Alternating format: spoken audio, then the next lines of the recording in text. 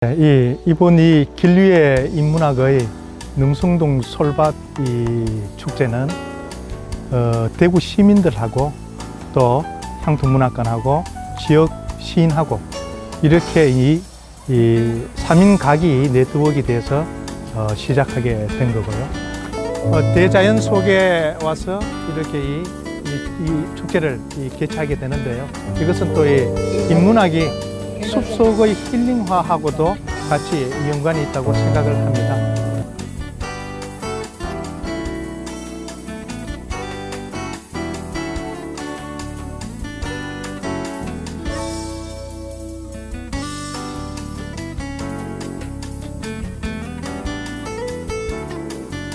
거의 15년 정도의 이 시간인데도 불구하고 굉장히 짜임새 있는 자료들이 많이 모여 있습니다.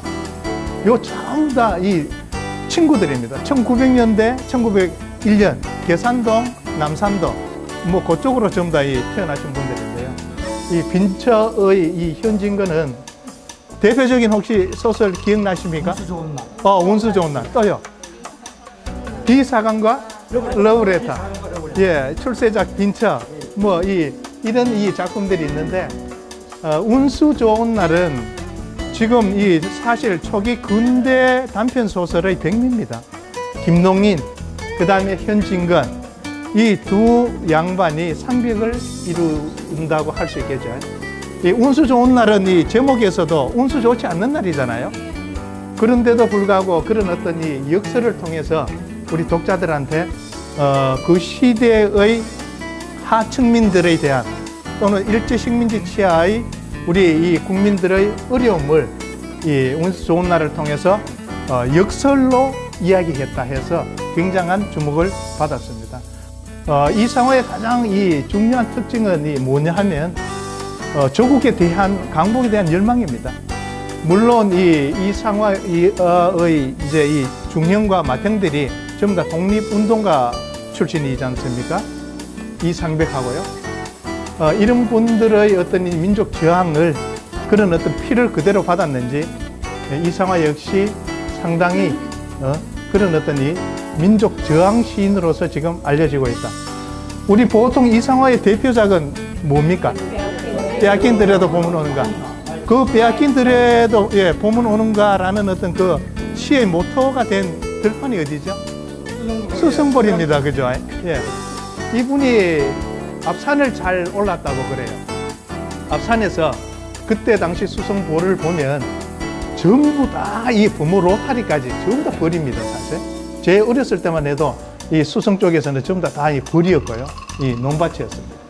이제 그것을 통해서 일제 식민지 치하의 저항적인 그런 어떤 의식을 표출했다. 이렇게 보면 되겠습니다.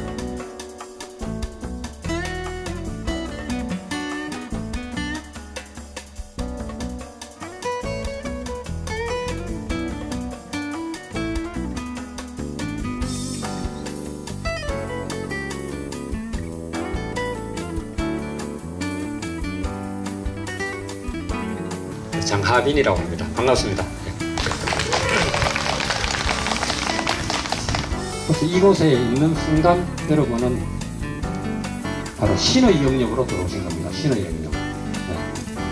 이 자연의 그런 어떤 품속으로 들어왔는데 지금 이 순간 바로 여기에 자리한 여러분들에게 과연 시란 무엇인가?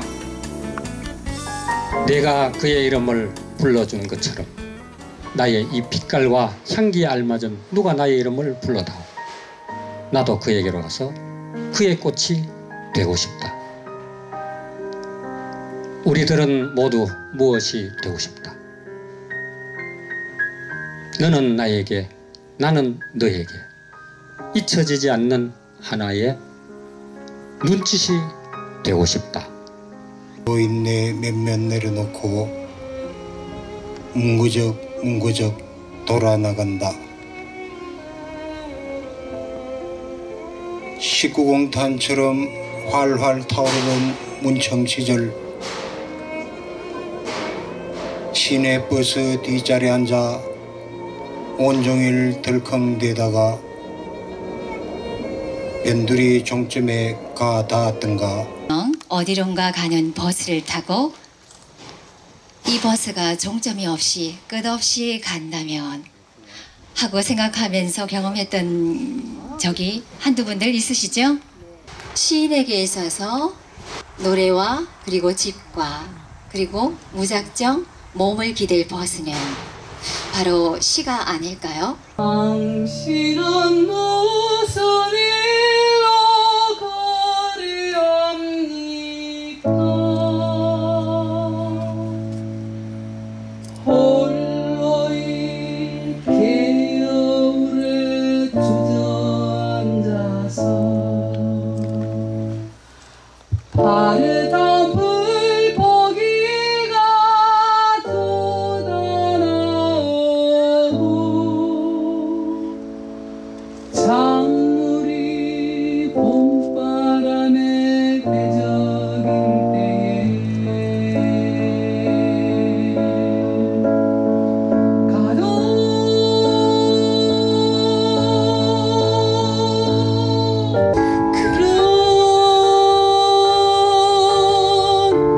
그런 약속이 있었겠지요.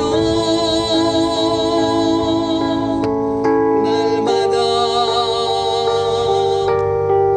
겨울에 나와 앉아서 하염없이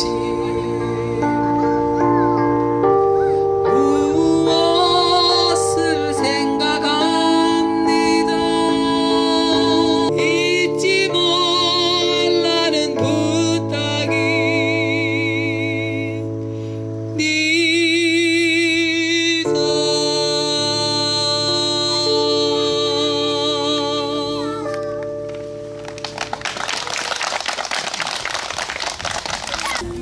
저도 참 이 대구 시민이지만은 대구시에 산 지가 한 50년이 넘었습니다. 넘었는데도 대구 시민으로서 너무 참 내가 무관심하지 않았느냐 이런데 우리 지역에도 참 이런 훌륭한 문인들이 많이 있었는데 그런 걸 느꼈고 또 그 서부 도서관에 우리 전시된 우리 향토 시인, 향토 문인들 그런 분들 보고 참 그 옛날에 그 1920년대, 1900년대 초에 그분들의 활동 그런 걸 통해 가지고 그분들의 어떤 숨결을 정말 잘 느낄 수 있었습니다. 이렇게 솔밭에 있으니까 어릴 적 초등학교 때 소풍한 것 같고 굉장히 기분이 좋습니다. 오랜만에 나와보니까 계절이 이렇게 변했나 싶기도 하고요. 자주 이런 일이 있었으면 합니다. 감사합니다. 인류의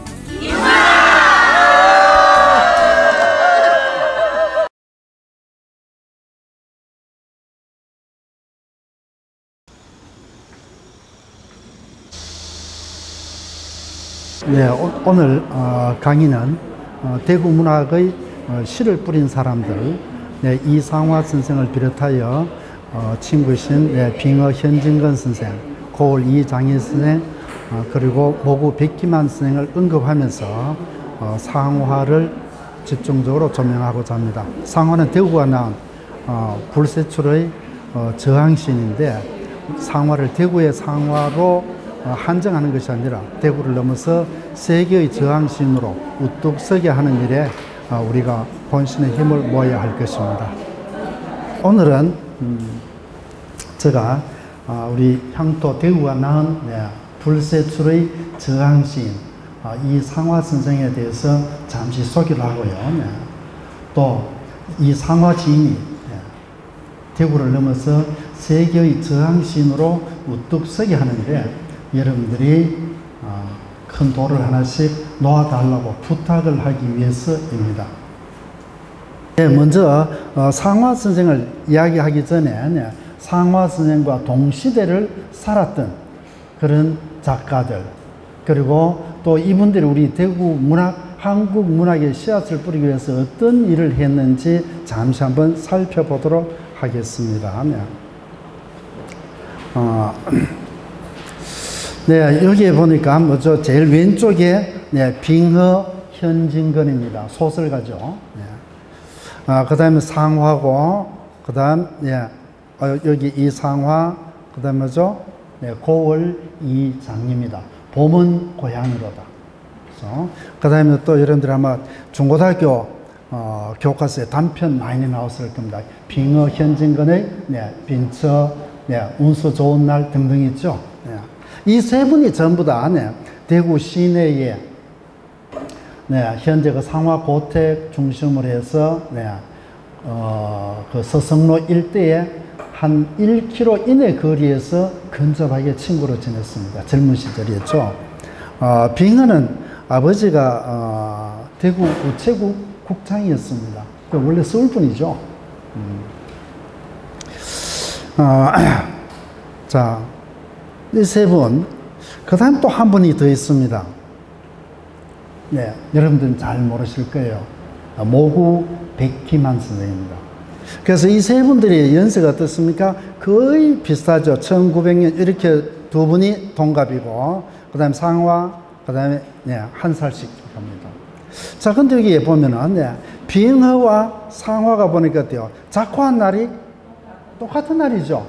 1시간 정도 간격을 두고 네, 잡고 있습니다.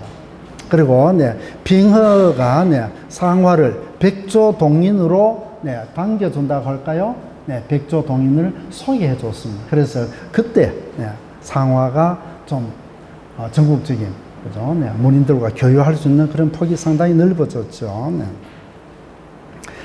그 다음에 모구 백기만 네, 이렇게 해서 네 분이 다 내 친구인데 여기 보니까 어떻습니까? 1943년, 그 다음에 1929년, 67년주 작고가.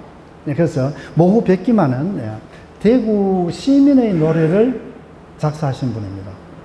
네, 그리고 네, 특히 네, 고월과 상화, 그죠? 이 두 분이 네, 시인으로 우뚝하게 쓸 수 있도록 기여했는 분이 또 모구 백기만입니다. 그래서 이 모구 선생은 상화와 고월, 상화와 고월이라 해가지고 단행본을 냈습니다. 다시 말하자면 두 분의 작품을 모아서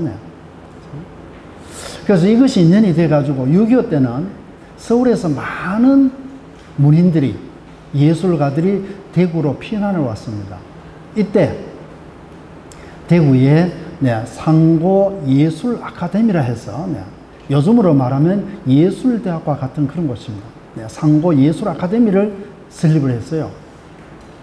졸업생을 2회 배출했는데 요때 상고 하는 게 뭐냐니까 상화에 상자 따고 고월에 고자를 땄죠.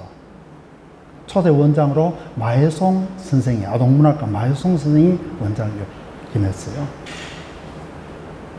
자, 그러면 우리 한번 보니까 이 동시대의 친구인데, 그죠? 물론 문학적인 인연으로 해서 더 끈끈한 우정을 쌓았겠죠. 그럼 누군가는 어떻습니까? 그의 문학을 빛내주는 사람이 있어야 되겠다는 걸 알 수 있습니다. 자, 그러면 이분들은 동시대의 늘 만났기 때문에 아마 상화와 고월 또 빙하의 문학을 빛내줬을 거예요. 그죠? 누가 그까지 남았죠? 모구 선생이. 그래서 현재 두류공원 인물동산에 가면은 모구 백기만 선생의 시비가 있고, 그 다음에 1990년대에 상화와 고월, 그 다음에 빙하 현진건의 문학비가 세워져 있습니다. 나란하게. 그래서 요 네 분의 문학비가 나란하게 세워져 있어요. 자, 여기에서 상당히 큰 역할을 하신 분이 방금 누구라 했습니까? 백기만 선생입니다. 그럼 앞으로 여러분들이 상화나 고월, 그리고 빙하, 그 다음에 또 모구 선생을 좀 현상하고, 그죠? 그분들의 문학 정신을 이어받아서 더 큰 여러분들이 밑그림을 그리는데 여러분들이 이 시간 이후에 한번 기회해 보시기 바랍니다. 네, 그 다음에는 조금 한참 연배는 좀 떨어집니다만 구상이 있습니다. 네. 뭐 구상은 왜 제가 이렇게 하냐니까 6.25 때 대구에서 피난 왔을 때 많은 문인들이 피난 왔을 때 그 구심점에 서서 많은 사람들을 아우러 준 분이 구상입니다. 또 구상보다 조금 앞서서 서구 이윤수라고 죽순문학회를 죽순 시인불학부를 했어 당시에 죽순문학회를 설립하신 이윤수 선생이 또 있습니다. 그런데 이 구상은 6.25 때 영남일보 문화부장을 했습니다. 그러면서 효성여자대학, 현재 대구 가톨릭대학의 교수를 역임했어요. 투잡이죠. 투잡. 그 다음에 또 그 부인은 외관에서 순심의원이라는 병원을 했어요. 그러니까 좀 더 주머니 사정이 넉넉했죠. 그래서 서울에서 내려온 가난한 문인들, 피난 온 문인들, 그 다음에 또 대구에도 뭐 역시 가난하겠죠. 그래서 이 가난한 문인들에게 어울릴 수 있는 자리를 많이 마련해 주시고 또 대구의 작가들을 서울의 작가들과 이렇게 교량 역할을 많이 했습니다. 그리고 이제 이분은 문총구국대에서 6.25 때 그 뭡니까 군인들이 좀 열심히 또 그 애국하는 마음으로 충성심을 고취할 수 있도록 작가들에게 글을 모아서 전선시첩이라는 그런 책을 내기도 했죠. 자, 그럼 우리가 대구 문학에 씨 뿌린 사람들을 한번 훑어봤습니다. 그죠? 자, 여기에, 그래서 아까 이야기했던, 빙하 현진건 문학비입니다. 두류공원 인물동산에 있습니다. 고을 이장희 선생의 봄은 고양이로다 시입니다. 그 다음 이상화 선생의 동상입니다. 이 동상이 만들어지기 전에 우리나라에서 최초로 달성공원에 상화 시비, 그죠? 나의 침실로 그 시비가 건립이 되죠. 이거는 전국 처음입니다. 그죠? 그래서 이거는 수필을 하는 김소은이라는 작가와 그 다음에 죽순 시인구락부의 이윤수 시인 이 두 분들이 주동이 돼서 문인들의 성금으로 전국 최초에서 시비가 세워졌죠.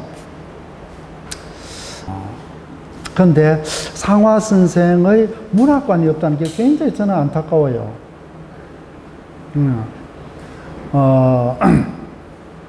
지금부터 한 10여 년 전에 대구에서 시민들이 이 상화 선생이 잠시 살다가 그리고 만년에 자기가 운명하신 현재의 고택입니다.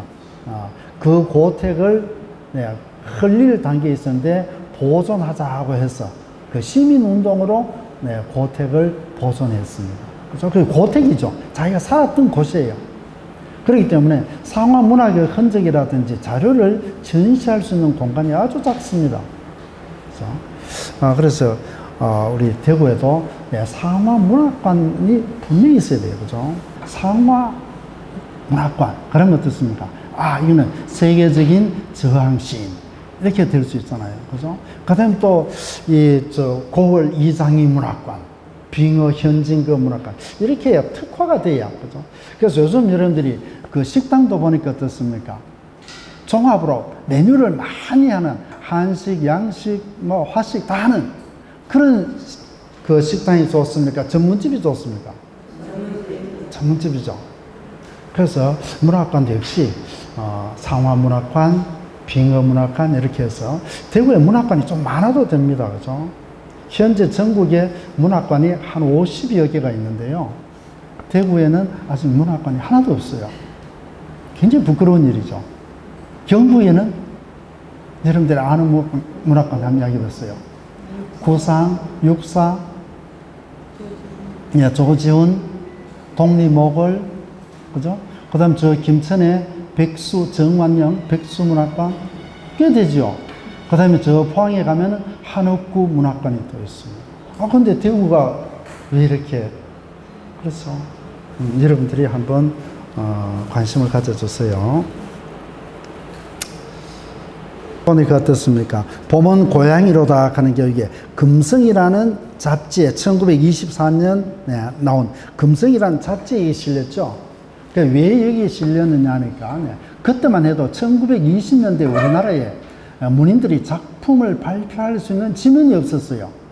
써가지고 전부 다 자기 서랍에 넣어둬야 되는데 이 금성이라는 잡지, 뭐 동인지랄까요? 이걸 누가 발간했냐니까 아까 모구 백기만 있죠. 모구 백기만 성행하신 거예요. 자, 뭐 상화 한번 봅시다. 네. 자, 이 상화의 호는 보니까 어떻습니까? 네, 여기 우리가 네, 상화, 그죠? 요거는 호죠. 네. 그 다음에 상화, 무량, 배가, 호가 여러 개죠. 네, 여기 배가 돼 있죠. 요 아자가 무슨 아자죠? 농아할 때 귀머거리라는 뜻입니다. 그러니까 호의 이 농아, 나는 귀 막고 산다 하는 말 자체가 어때요? 상당히 저항적입니다. 그래서 상화가 돌아가시고 그 앞에 묘비를 세울 때 배가 이 상화지 묘 이렇게 그죠? 할 때 여기 아자 있죠. 요 귀 막고 산다는 요 아자 요거 일제가 터집을 잡아가지고 아마 그 시비에나 가면 요 입구 빼고 버금아자만 써놨을 거예요. 그죠? 그래서 얼마나 이분이 그죠? 저항적이었나가 하는 것을 알 수가 있죠. 묘비 때문에까지 가슴을 했단 말이에요. 예, 그렇죠. 그래서 저항의 씨앗, 뿌리를 자르겠다는 거죠. 자, 그래서 우리 한번 상화 선생님의 흔적을 대충 한번 보니까, 이시우 씨와 김신자 여사 사이에서, 그죠? 둘째 아들로 낳았죠. 그리고, 요 7세 때 되는데, 여기에 만 7세입니다. 그죠? 1908년이니까 8세 때 아버지 예이고, 가정 사숙에서, 여기 월성이 씨들이 그때 잘 살았는 것 같아요. 그러니까 아마 저걸로 한다면은 대구의 업성, 그죠? 대구 업성 바로 바깥이죠. 서성로니까, 그죠? 자, 그래서 이때 아마 그 사숙이라는 게 그 집안 아이들을 가르치는 그런 서당과 같은 곳입니다. 그래서 사숙에서 공부하다가, 그 다음에 나중에는 이제 크면 어디 갔냐니까, 그 아버지 이루 씨가 하는 우현서루라는 그런 좀 더 큰, 그죠? 좀 더 공부했는 상급 그 학원, 서당이 되는 우현서루라는 데서 공부를 가르쳤어요. 그래서 그 우현서루가 한때는 좀 지식인들의 좀 의식을 깨운다 이래가지고 그 일제에 의해서 폐쇄가 되고 그것은 나중에 교남학교로 발전을 한다. 더 좋아졌죠. 그 교남학교가 현재 대륜고등학교의 전신이 되겠습니다.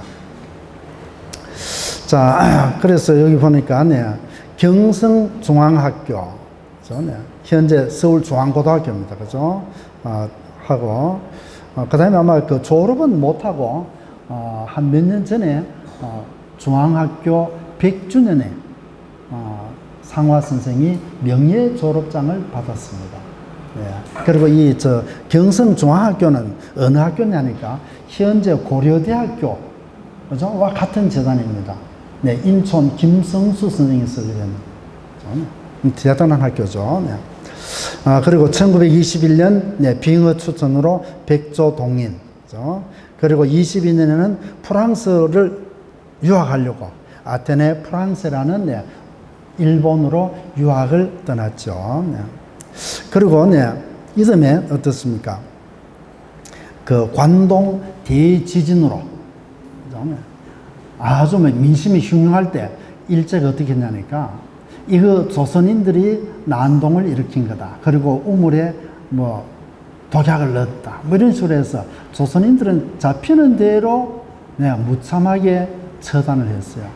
그래서 거기에 생명의 위협을 느끼고, 그 다음에 또 거기에 대한 어떤 민족적인 분노를 느껴서, 그 다음에 철수를 하죠. 돌아옵니다. 자, 돌아와서 자기가 다시 그 서울에 가서 취운정이라는 그 가회동에서 자기가 시작에 전념을 합니다. 그죠? 그리고 이상정 장군을 만나러 가기도 하고, 그 다음에 저기서 잠깐 하나 더 이야기 드리겠습니다. 아까 그 상화 선생은 몇 세에 아버지를 여의죠? 7세, 8세, 그죠? 자, 근데 상화에게는 형제가 4형제가 있습니다. 그죠? 그래서 제일 큰 형이 이상정 장군입니다. 독립운동했습니다. 그죠? 그 다음에 이상정 장군의 고택은 현재 상화 선생의 고택 바로 지나면서 있습니다. 자, 그 다음에 또 두 번째가 상화고, 그 다음 세 번째는 이상백이라서 서울대 교수를 지냈습니다. 사회학자입니다. 그리고 체육인입니다. 그래서 우리나라 IOC 위원입니다. 아마 최초지 싶어요. 그 다음에 그 아래 동생이 이상호라고 수렵가입니다. 그래서 이 네 분이 굉장히 우뚝합니다. 그죠? 전부 자기 분야에서 한 가지씩을 다 가졌어요. 그래서 후세 사람들이 이 네 형제를, 사형제를 일컬어서 뭐라고 하냐니까 용봉인학이라고 말합니다. 그 용은 뭐죠? 이상정 장군. 그 다음 봉항은 상화. 그 다음 기린. 그죠? 이상백. 그 다음에 이상호 학. 그래서 참 명예롭죠. 그렇죠. 그리고 이 시기 참, 여러분들 한번 시간 나시면 저쪽에, 여기 어디죠? 대곡, 그 안에 들어가면은, 월성이시 가족 묘지가 있습니다. 내나 이 집안 묘지예요. 거기 가면은, 참 잘 해놨구나 하는 걸 알 수 있고. 그 다음에 하나 여러분들이 중요한 것은 뭡니까? 아버지가 없이, 그죠? 이 어머니가 어떻습니까? 이 사형제를 우뚝하게 키웠죠. 그리고 물론 이제 그 큰아버지 이일우공의 공도 빼놓을 수가 없겠죠. 그럼에도 불구하고 이 집안의 작은 집의 사형제가 더 우뚝해졌다는 거예요. 그래서 우리 여성들의 힘이 얼마나 큰가 하는 걸 알 수 있습니다. 그렇죠? 그래서 가문을 이어간 데 있어가는 보면 어때요? 성은 누구 것? 남자의 것을 따르지만, 남편의 것을 따르지만, 그 가문을, 전통을 이어간 사람들은 누구죠? 여성들입니다. 그죠? 그래서 그 묘지를 여러분들 한번 보면은, 여성의 힘이, 어머니의 힘이 얼마나 위대한가 하는 걸 알 수 있을 거예요. 자, 그럼 오늘 여러분들이 한번 자료를 가지고 한번 보도록 하겠습니다. 자, 근데 제가 이 상화 선생이 세계적으로 우뚝한 그런 저항신이 될 수 있다고 했죠. 그런데 제가 봤을 때는 상화 선생이 어떻게 보면 저항신으로서 좋은 시대를 타고났지 않았겠나 이런 생각도 해보게 됩니다. 그래서 1926년 개벽에 실렸더랬습니다. 자, 어느 분이 한번 읽어볼까요? 나였다. 빼앗긴 그래도 봄은 온다. 나는 온몸에 햇살을 받고 푸른 하늘, 푸른 들이가 붙은 곳으로 가르마 같은 눈길을 따라 꿈속을 가듯 걸어간다. 입술을 담은 하늘아들아, 내 맘에는 내 혼자 온 것 같지를 않구나. 내가 끌었느냐, 누가 부르더냐, 답답하라 많이 해다오. 바람은 내 귀에 속삭이며 한 자국도 섞지 마라 옷자락을 흔들고, 종다리는 울타리 넘어 아가씨같이 구름 뒤에서 반갑게 웃네. 고맙게 잘 자란 우리 같아. 간밤 자정이 넘어 내리던 고운 비로 너는 산당 같은 머리털을 감았구나. 내 머리조차 각도이다. 혼자라도 가쁘게 나가자. 마른 눈을 안고 도는 착한 호랑이 젖먹이 달래는 노래를 하고 제 혼자 어깨춤만 추고 가네. 나비 제비야 치지 마라. 맨드라미 덜 맞고 쳐도 인사를 해야지. 아주까리 기름을 바른 이가 지신내던 그들이라도 보고 싶다. 내 손에 호미를 쥐어다오. 살찐 젖가슴과 같은 부드러운 이 흙을 발목이 시도록 밟아도 보고 좋은 땀조차 흘리고 싶다.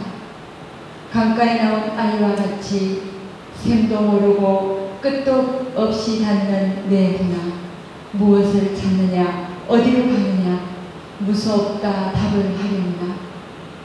나는 온몸에 풋내를 띠고 푸른 숨, 푸른 서름이 어우러진 사이로 다리를 절며 하루를 걷는다. 아마도 봄 신명이 지폈나 보다. 그러나 지금은 별을 빼앗겨 봄조차 뺏기겠네.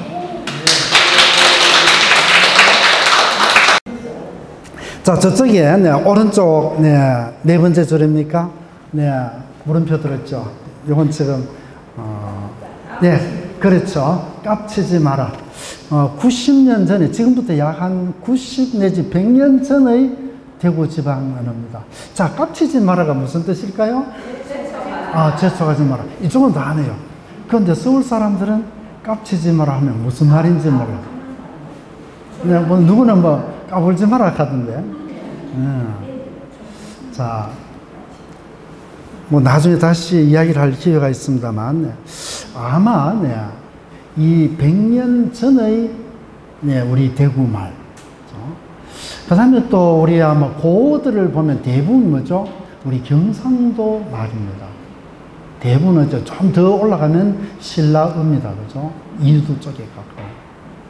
자, 근데 이게 이제 뭡니까? 표준어가 되죠.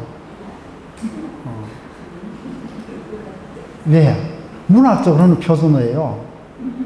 지금 뭐죠? 서울 중심으로 되어 있죠. 그런데 이태리에, 여러분들 이태리 하면 생각나는 게 뭐죠? 로마. 생각나고 또 그다음에 조금 문화적으로 예술적으로 가면은 피렌체입니다. 그렇죠? 그 피렌체는 이태리의 토스카나주라는 그 지방의 수도입니다. 소재지입니다. 그런데 그 토스카나주의 언어로, 그 방언으로 단테가 신곡을 썼죠. 그래서 현재 이태리의 표준어는 로마어가 아니고 토스카나 지방의 방언이 이태리의 표준어입니다. 대단하죠? 문학 작품이 이렇습니다. 그죠? 그래서 저는 이상화 선생의 시들이 보면은 대구의 토속적인 언어들이 굉장히 많아요. 그런데 이것이 해방을 전후하면서, 그죠? 우리 표준어가 서울말 중심으로 되면서, 그죠? 우리 언어가 많이 훼손되거나 사라진 것에 대해서 참으로 안타깝게 생각하고 있습니다. 그죠?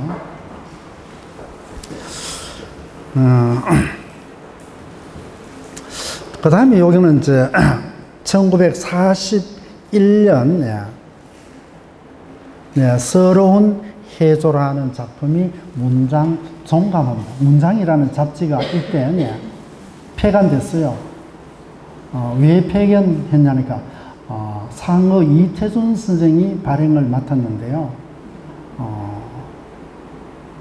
이 문장은 월간으로 쭉 나오다가 이제 일제의 말기 오면은 일제가 좀 발악을 하죠.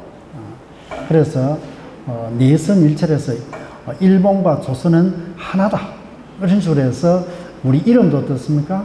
일본식으로 개명을 요구하고, 그 다음에 잡지, 간행물들은 최소한도 일본어와 조선어를 병기 같이 쓰거나 아니면은 일본어로 내라 이랬어요. 그랬을 때 문장이라는 잡지, 상어 이태준이 소설가입니다. 상어가. 그러면 나는 책 못 내겠다 하고 중단해버렸어요. 자진 폐간해버렸어요. 그래서 그 자진 폐간 후에 실린 작품입니다. 서러운 해조. 자, 이것도 누가 한번 읽어볼까요? 어느 분이 한번 해보시겠습니까? 서러운 해죠. 하얗던 해는 떨어지려 하야 헐떡이며 피 뭉텅이가 되다. 새뿔던 마음 늙어지려 하야 볼 맞으며 군뱅이집이 되다. 하루 가운데 오는 저녁은 너그럽다는 하늘에 못 속일 몸통 일러라. 일생 가운데 오는 젊음은 목스럽다는 사람의 못 감출 서름 일러라.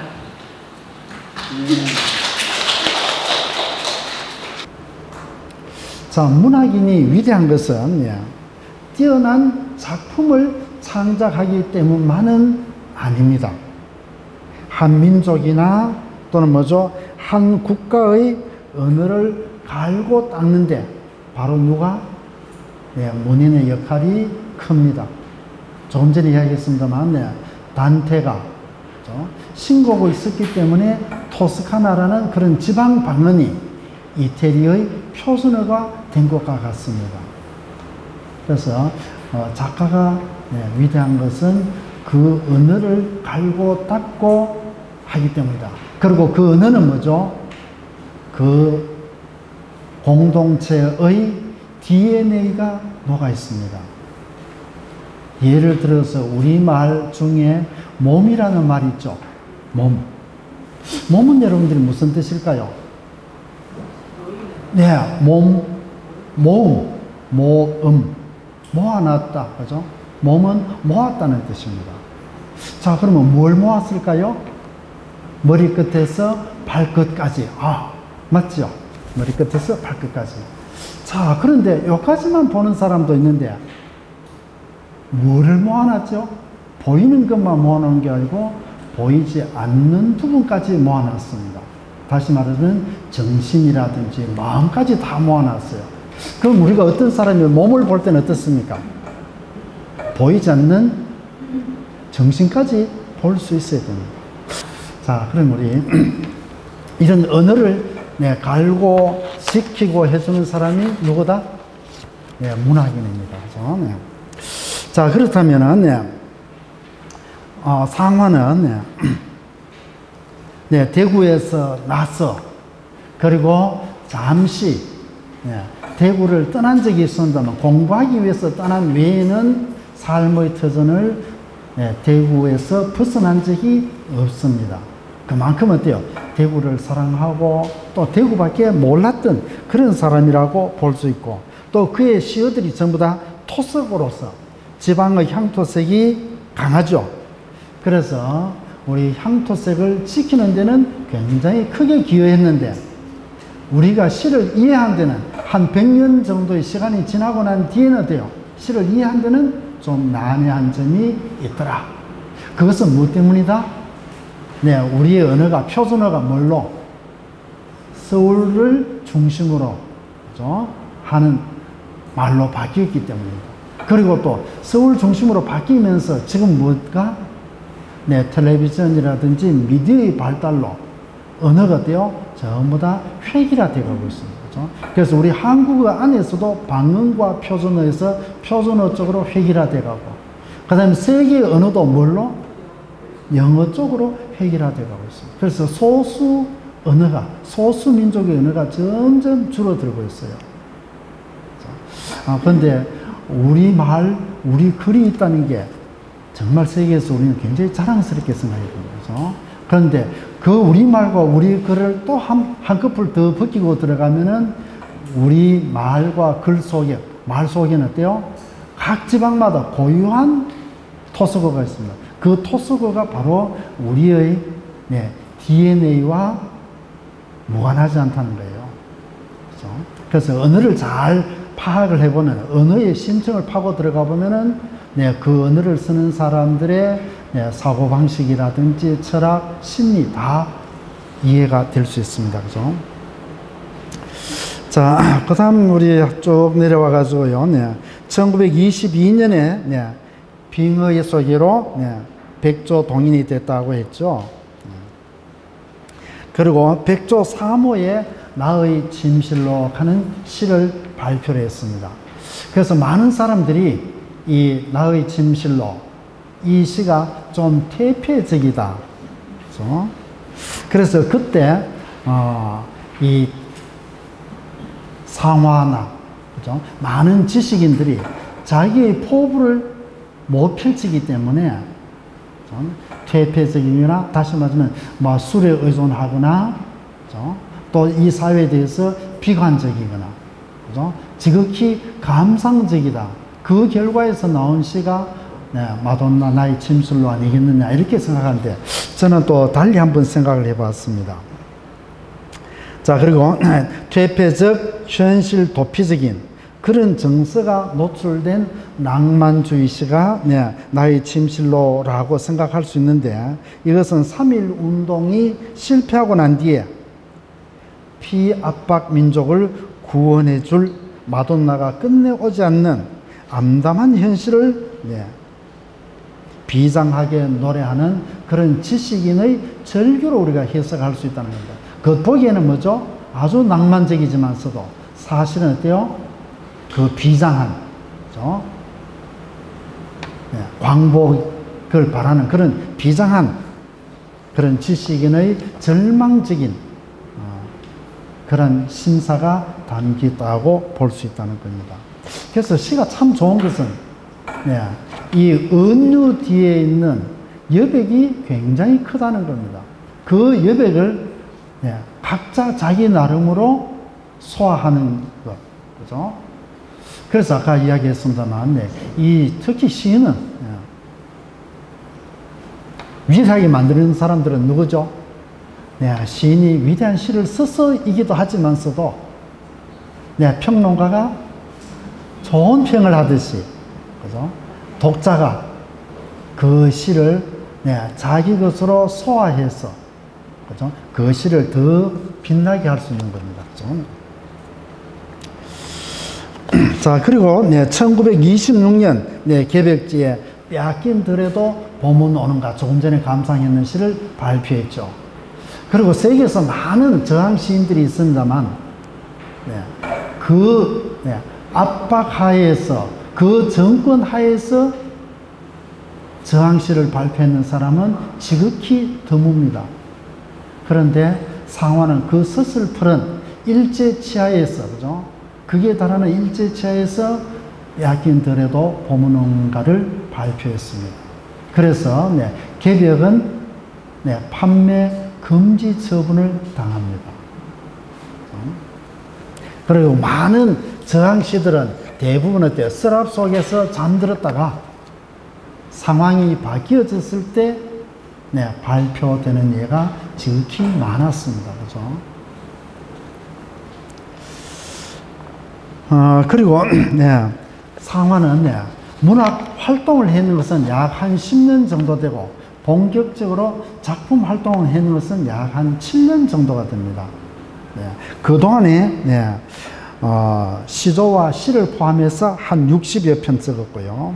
그리고 소설이 2편, 그 다음에 수필과 일반 평론 등 산문이 약 22편, 그리고 외국 문학을 번역했는 소설이 5편이 있습니다.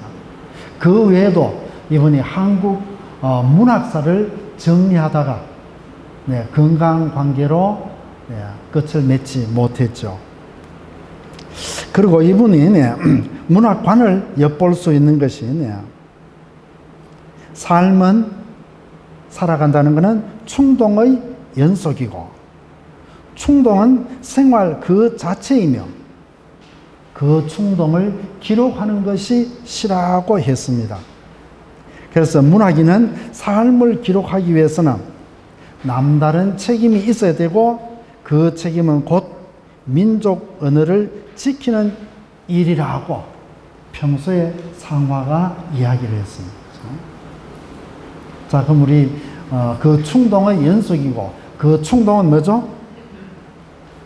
충동을 기록하는데 남다른 책임의식이 있어야 된다는 겁니다. 그래서 상화를 우리가 존경하지 않을 수 없는 것이 그의 글과, 그죠? 그의 삶이 일치한다는 겁니다. 그리고 그 일제시대에 우리는 알게 모르게 친일에, 그죠? 가까이 가지 않은 사람이 지극히 드뭅니다. 그 시대에 우리가 먹고 살기 위해서 공문을 했던, 그죠? 뭘 했든 간에 하여튼 친일에, 친일이라고 매도할 수는 없지만서도, 친일에 버금가거나, 그죠? 또 가까이 가지 않을 수 없었음에도 불구하고 상화는 전혀 그런 쪽과 담을 쌓았다는 거예요. 자, 그리고 또 한번 봅시다. 네. 그리고 상화는 어떻습니까? 네. 독립운동에 직접 관여는 하지 않았습니다만 기억당 사건이라는 독립운동 자금을 모금하는, 거기에 뭐랄까요? 관여한 그런 일이 있습니다. 그래서 경찰에서 한 20여일 정도 구류 처분을 받았어요. 그런데 이상한 것은 우리가 독립유공자로 선정이 되려면 제일 좋은 자료가 뭐냐니까 형을 살았는 수형 기록입니다. 그죠? 그래서 자기가 했는 역할이 뭐든지 따라가지고 수형이 많은 사람은 그만큼 공로가 큰 걸로 어쩔 수 없죠. 그런데 상화는 구류 20일이니까 별로죠. 그래서 이 사람은 우리가 형이라든지 이런 것보다는 그 저항 시에다가 초점을 맞춰야 되지 않겠느냐. 그렇죠? 그래서 아마 상화에 대한 우리가 그 독립과 관련해서 상화의 업적 또는 바로 공적을 돌이켜 보니까 1990년에 굉장히 늦게 됐죠. 건국훈장 예족장을 받았습니다. 그럼 뭐 원래 하자면 한 해방되자마자 1950년대 이전에 됐어야 될 텐데 90년대에 들어와서 인정을 받았고, 그리고 문광부에서 하는 문화인물로 선정된 적이 있습니다. 조금 전에 이야기했다시피 달성공원에 한국문단 최초의 시비가 건립되어 있는 거, 그죠? 이것은 대구 사람들에게 상당히 큰 자존감을 주는, 그죠? 우리 대구 시민들이 자긍심을 가져도 좋은 그런 일이었습니다. 상화의 시를 그러면 우리가 어떻게 접근하고, 그리고 또 상화가 대구를 넘어서 한국 그리고 세계의 상화로 나가기 위해서 상화시에 대해서 우리가 어떻게 접근할 것인가 하는 문제에 대해서 잠시 한번 생각을 해보겠습니다. 자, 그럼 우리가 상화를 꼭 항일 저항 시인으로만 보지 말아야 되겠다는 겁니다. 그래서 우리가 항일 하면 어떻습니까? 거기에 거부반응을 가르치는 사람들이 일본이겠죠. 그래서 우리가 그냥 저항시인. 그래서 보편성. 그래서 항일이라는 그 특수성에서 보편적인 저항시인으로 이렇게 좀 접근을 해야 되지 않겠느냐, 이렇게 생각을 해봅니다. 우리가 꼭 일본만을 상대로 하는 게, 우리가 인류가 살아가면서 저항을 해야 되는 거죠. 그런 압박이라든지 앞뒤로부터 저항하는 그런 요소들은 굉장히 많을 거예요. 그래서 이런 어떤 보편성을 가져야 하지 않겠느냐. 그죠?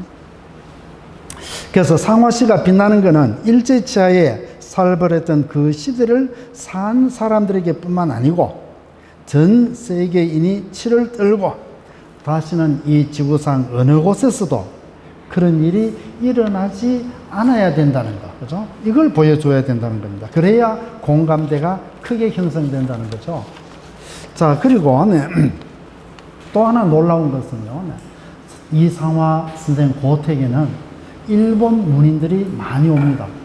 저희들이 뭐 인맥으로 해서 우리하고 교류하는 사람들이기도 하겠지만서요, 그 일본 사람들이 와서 그 상화 선생의 사진 앞에서 큰 절을 하고 꿇어 앉습니다. 그죠? 그리고 경의를 표합니다. 그죠? 그래서 이거는 우리가 일본 사람들도 한국과 일본이라는 그런 어떤 대치적인 상황으로 보지 않고, 그죠? 범인류적인, 그죠? 범인간의적인 그런 쪽에서 접근하기 때문에 충분히 자기들도 존경할 수 있을 거예요. 그렇죠? 자, 그 다음에 네, 또 하나 상화하면 어떻습니까? 꼭 문인들, 네, 우리 문인들의 상화 이렇게 해서 안 된다는 거죠. 그럼 다시 말하면 상화는 뭐죠? 대구 문인들의 상화가 아니고 대구 시민의 상화, 그리고 한국 국민들이 존경하는 상화, 그리고 세계인이 존경하는 상화가 되어야 된다는 거죠. 그래서 우리가 범주를 보편성으로 범위를 넓혀야 할 것이다. 그죠? 그리고 조금 전에 얘기했습니다만 더 이상 어때요? 대구의 상화가 아니고 세계적인 상화가 되어야 될 거고, 그렇다면 그의 시에 나오는 빼앗긴 들에도 봄은 오는가 할 때 그 빼앗긴 들은 어디가 되겠습니까? 당연히 어디요? 대구의 어느 들판을 이야기하는 게 아니고, 우리는 어떻습니까? 대구 가면은 대구에 4대 문이 있었죠. 동성, 서성, 남성, 북성, 그죠? 그러니까 요 대구에 이 업성 안에만 사람들이, 그죠? 그럼 업성 안에는 주로 어떻습니까? 주로 관리들, 이런 사람들이 많이 살고, 그 다음에 성 밖에, 그때는 우리가 농경사회이기 때문에 성 밖에 띄엄띄엄 살았는 거예요. 그러다 보니까 우리가, 빼앗긴 들 하면은 옛날 사람들은 저 대명동 어디나, 신천변, 또 수성들, 이렇게 생각하기가 쉽습니다. 그런데 여기서 빼앗긴 들은 우리 대구만의 들판이 아니고 우리나라 전체의 강토를 말한다고 볼 수 있고, 또 그 다음에 이게 세계인으로 확대했을 때는 어떻습니까?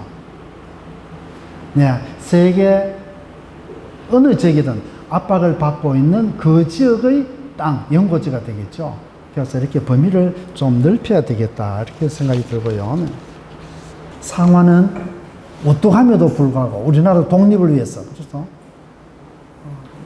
우뚝함에도 불구하고 아직까지 문학관이 없지요. 굉장히 안타깝습니다. 가끔 외국인들이 와서 상화에 대해서 설명을 하면서 독립된 문학관이 없으니까 자료가 별로 없어요. 그렇죠? 그리고 보여줄 수 있는 공간도 없고, 그래서 제가 무척 안타깝게 생각하는 부분입니다. 는 뭐죠? 전부 다 입소문을 타야 되죠. 그래서 상화도 세계적인 신이 되자면은 우리가 입소문으로 해야 됩니다. 관에서, 그 다음에 기념사 앞에서 아무리 홍보하는 것보다도 우리가 입소문으로 해야 되겠다. 그래서 상화의 삶과, 그 다음에 상화가 동시대에 살았던 사람들과의 교우 관계라든지 이런 걸 우리가 이야기를 통해서 널리 전파했을 때 그 상화의 인간성이라든지 인간됨, 그리고 또 어떻습니까? 그의 인격에서 풍겨지는 그런 인간미, 이런 것이 결합되어졌을 때 스토리가 사람들에게 친근하게 다가갈 거예요. 그래서 그 스토리를 개발하는데 우리가 또 한 몫을 해야 되겠다는 생각이 들고요.